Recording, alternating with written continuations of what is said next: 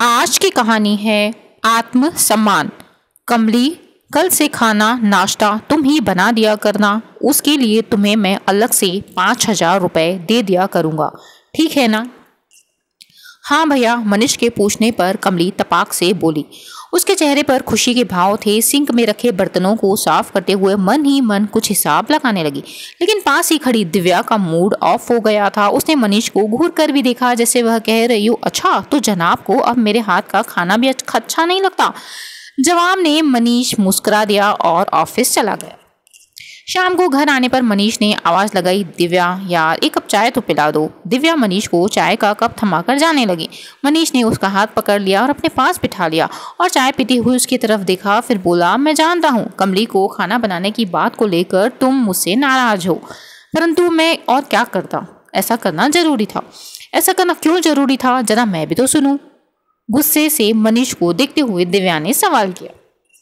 मनीष उसका हाथ अपने हाथ में लेकर बोला, कल शाम को मैं ऑफिस से लौटा तो देखा कि कमली 2-3 महिलाओं के साथ बैठी बातें कर रही थी। उसमें से एक ने कमली से पूछा, अरे कमली, अब तू क्या करेगी? पैसे का इंतजाम न हुआ तो अपने पति का ऑपरेशन कैसे करवाएगी?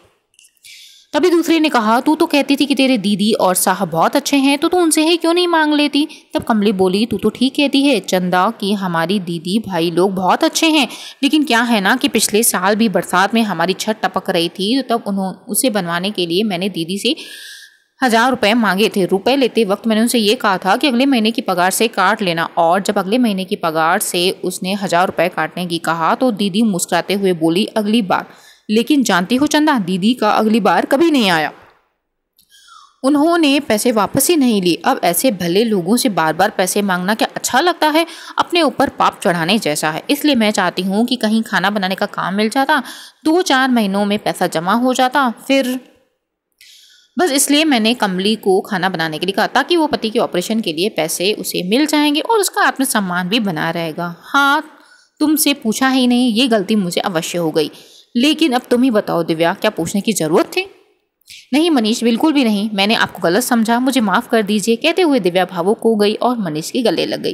हंसते हुए मनीष बोला, पर तुम्हारे हाथ का स्वाद भी मैं मिस नहीं करना चाहता दिव्या। इसके लिए हम कभी कभी कमली को कह देंगे कि हम बाहर जा रहे हैं, इससे तुम्हारे हाथ के बने खाने का स्वाद भी बना रहेगा और कमली को कुछ दिनों का आराम भी मिल जाएगा। कहो कैसा लगा मेरा आइडिया?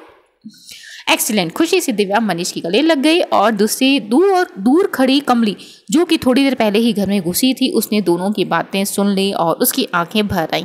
उसे लगा जैसे उसे अपने दीदी भैया के रूप में साक्षात भगवान के दर्शन कर लिए हों। तो ये थी छोटी सी कहानी। आपको कैसी लगी फ्रेंड्स? आत्मसम्मान। और वीडियो को लाइक कीजिए, शेयर कीजिए, चैनल को अवश्य सब्सक्राइब कीजिए। ऐसे ही कहानियों के लिए बने रहिए चैनल पर। शुक्रिया।